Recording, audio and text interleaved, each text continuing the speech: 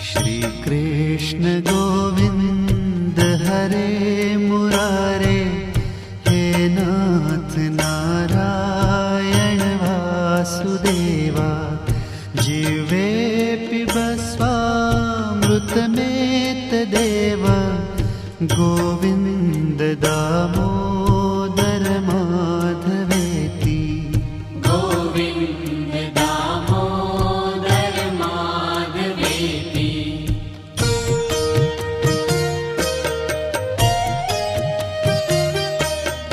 विक्रेतु कामा किल गोपकन्या, मुरारिपादार्पितचित्तवृत्तिः।